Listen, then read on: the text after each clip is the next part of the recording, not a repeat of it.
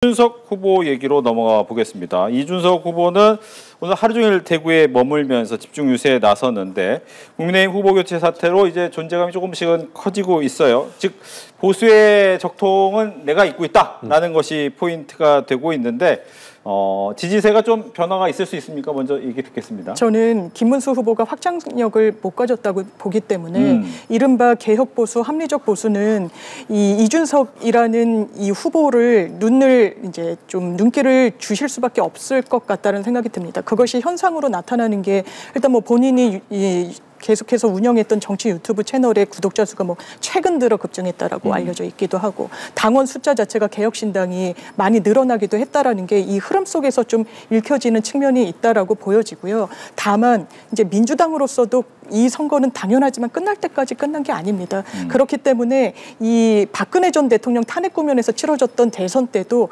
양 진보 보수 양측은 끝까지 완전히 붙었어요. 그렇기 때문에 다 결집을 있는 만큼 할 만큼 할 수 있기 때문에 이른바 이준석 후보 같은 경우에는 차기 내지는 차차기 주자로 조금 더 분류되는 측면이 있어서 이른바 이 이준석 후보에게 표를 줬을 때는 이 부분이 사실상 이제 유의미한 표가 아니라 이제 버려지는 표로 판단하시는 유권자분들도 어느 정도 계실 수밖에 없어서 이 부분과 관련해서 반사이익은 제 개인적으로는 좀 제한적일 수밖에 없겠다 이렇게 생각합니다. 네, 이준석 후보는 이제 김문수 후보에 대해서 양두구육 얘기도 하면서 보수에 대해서는 이제 문제가 있다. 내가 보수다라는 부분을 좀 많이 강조하고 있어요. 그렇습니다. 그 대구의 미래는 나다라고 하는데 그 미래가 2025년인지 아니면 10년인지 10년 뒤인지 이 부분에 대한 판단은 서로 다를 것 같습니다. 어쨌든 당선되기 위해서 나오셨기 때문에 그와 같은 강력한 메시지를 던지는 것에 대해서는 자유입니다. 하지만 어쨌든 그 조직이라든가 이런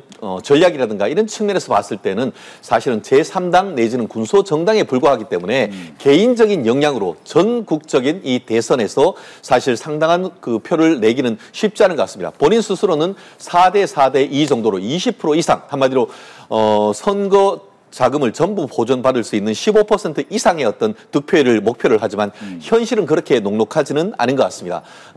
특히 대한민국 같은 경우에는 양당 제도이기 때문에 지금은 이재명 후보가 앞서가고 있습니다만 조금 뒤에 말씀하겠습니다만 여러 여론조사를 보니까 국민의 어떤 힘의 후보가 단일화됨으로써 사실상 이재명 후보를 맹추격하는 그런 입장 그리고 그 과정 속에서 이준석 후보의 지지율은 답보 내지는 조금 빠지는 듯한 그런 흐름을 보이고 있기 때문에 본인으로서는 끝까지 최선을 다해야 되는 건 맞습니다.